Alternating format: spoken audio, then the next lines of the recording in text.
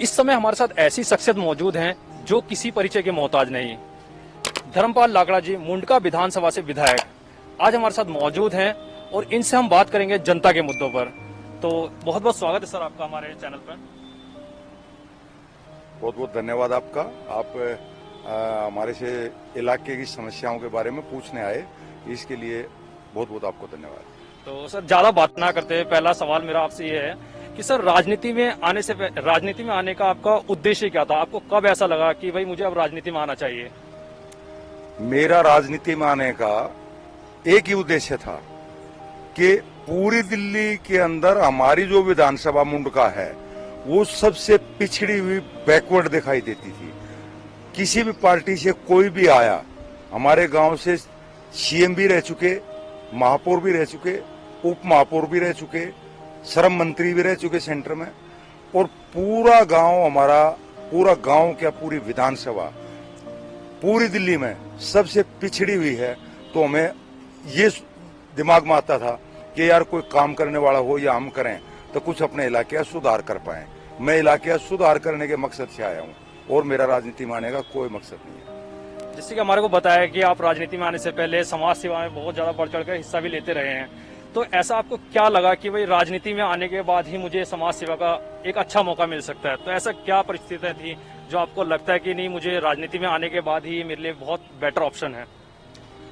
जब तक समाज सेवा करते थे या अपने परिवार की सेवा करते थे, तो जो सरकारी तौर पे जो काम करा सकता है एक सरकारी चुना हुआ नुमाइंदा, तो वो बिना चुनाव के, बिना चुने हुए के वो कार्य नहीं कर सकते। आज ठीक है, ये कोरोना काल चल रहा है, सरकारें, कोई भी सरकार अभी पूरा ठीक से काम नहीं कर पा रही है, सिर्फ पैसे की वजह से। नहीं तो कितने बड़े, किसी भी डिपार्टमेंट के कितने बड़े अधिकारी हैं, आज मैं उनको बड़े फकर से या उनको एक अपने इलाके की समस्या बताता हूं, उनसे करा रहे हूं, तो बिना विधायक बने, बिना इस लाइन में आए बगैर मैं उनको आदेश नहीं दे सकता था। अब तक लोग अपना घर भरने की तरफ चलते थे कि भाई अपना घर भरो, बाकी छोड़ो। तो हमारा वो उद्देश्य नहीं है। हमारा जो जनता के लिए कार्य करना, अपनी विधानसभा के लिए, अपने गांव के लिए, क्योंकि हमारे गांव में क्या पूरी विधानसभा में ना कोई एक्सीलेंट स्कूल है, ना कोई सेंट्रल स्कूल है, ना कोई हॉस्पिटल है, ना कोई स्टेडियम है, ना कोई पार्क है, कोई भी सरकारी मूलभूत सुविधा मुंडका विधानसभा में नहीं है। मैं उनके लिए लड़ाई लड़ने के लिए आया हूं।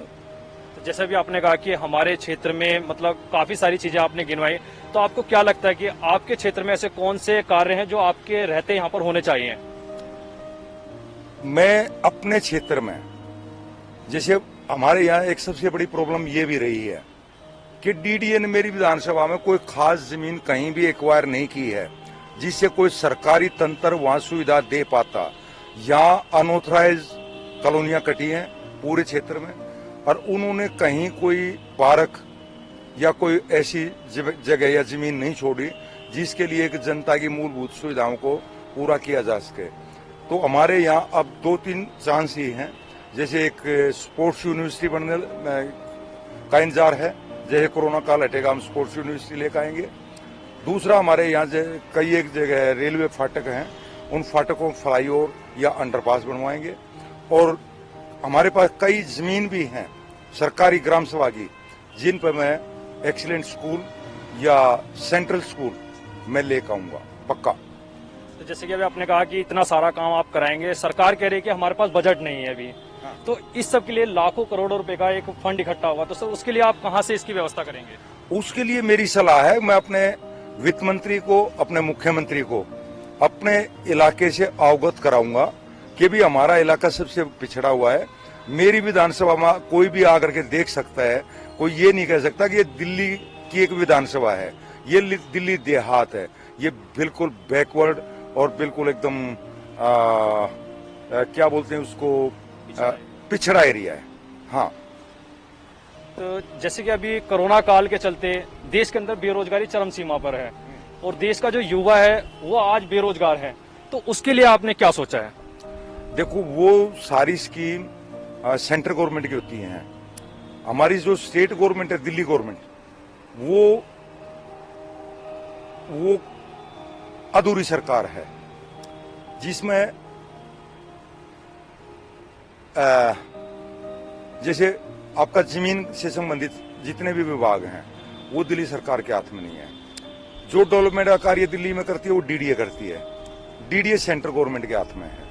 नीचे जो है एमसीडी सरकार है, जो काफी स्कूल या काफी जो है संसाधनों पे अपना असर रखती है, वो भी हमारे हाथ में नहीं है। तो कहने का ये है कि यहाँ दिल्ली की एक जो सरकार है वो आधी अधूरी सरकार है, पूरी सरकार नहीं है, पूरे अधिकार नहीं है।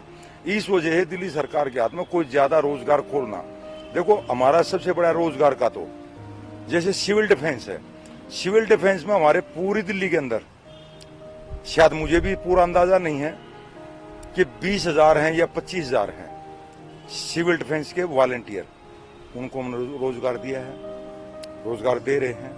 तो 20-25,000 को छोटे नहीं होते, कितने लोगों को तनख्वाहें दे रही है हमारी सरकार। और बाकी जो है बाकी तो एक छोटे चपरासी के लिए भी, उसकी बदली कराने के लिए भी हमें एलजी से गुहार लगानी पड़ती है। दिल्ली सरकार के हाथ में ये काम नहीं है। सर, आपके क्षेत्र में एक सावधा कॉलोनी है जो 2006 में दिल्ली गवर्नमेंट द्वारा बसाई गई थी। वहाँ के स्थानीय लोगों का कहना यह है कि वहाँ पर 14 साल के लगभग वहाँ पर हो गए हैं और वहाँ कब्रिस्तान और शमशान की बाउंड्री आज तक नहीं हो पाई है। तो उसके बारे में आपने क्या सोचा है? वो समस्या मेरे संज्ञान में पहले से ही है। वहाँ हिंदुओं के लिए भी मुसलमानों के लिए भी मैंने कई काम किए हैं, जैसे मंदिर बनवाना, मस्जिद बनवाना, उनके लिए काम किए हैं। ये मेरे संज्ञान में पहले से ही है। जैसे कोरोना काल हटेगा हमारे को पैसे की मदद मिलनी शुरू होगी, मैं ये दोनों काम कराऊंगा, दोनों काम कराने हैं। मैं राजनीति में आने से पहले और अब की जिंदगी में आपको क्या बदलाव लगते हैं? ओहो, ये तो आपने बड़ा एक किस्म से मेरी एक दुखती नस पे हाथ रख दिया है। राजनीति में आने से पहले मैं इतना फ्री आदमी था कि भी मैं एक अच्छे परिवार से बिलोंग करता हूं और मुझे ये नहीं लगता था कि भाई अब 2 महीने, 6 महीने, 1 साल अगर मुझे कोई इनकम या कमाई नहीं होगी तो मुझे कोई फर्क पड़ेगा। परंतु अब इतने बड़े क्षेत्र की कम से कम 6-7 लाख लोगों की जिम्मेदारी मेरे सिर पे है। अगर किसी के यहाँ बारिश होगी, पानी नहीं निकला तो मुझे, राशन कार्ड नहीं बना तो मुझे फोन करते हैं, किसी का और कोई काम है तो मुझे फोन करते हैं, किसी का रोड नहीं बना, किसी की नाली नहीं बनी, किसी का सामुदायिक केंद्र नहीं बना तो मुझे फोन करते रहते हैं। लोग आगे मुझे कहते रहते हैं, मैं उन कामों को लगा रहता हूँ। मैं तो रात दिन अब मेरे को तो टाइम ही नहीं है, पहले की बड़ी आसान जिंदगी। तो ये थे हमारे साथ मुंडका विधानसभा से धर्मपाल लाकड़ा जी, जिनके बारे में कहा जाता है ये बहुत ही शांत स्वभाव के और हैं, जिन्होंने हमारे सभी सवालों का जवाब बड़ी ही सहजता के साथ और बड़े ही शांतिपूर्ण तरीके से दिए। मेरे सहयोगी अमनदीप जी के साथ मैं शानू, पहली खबर, दिल्ली।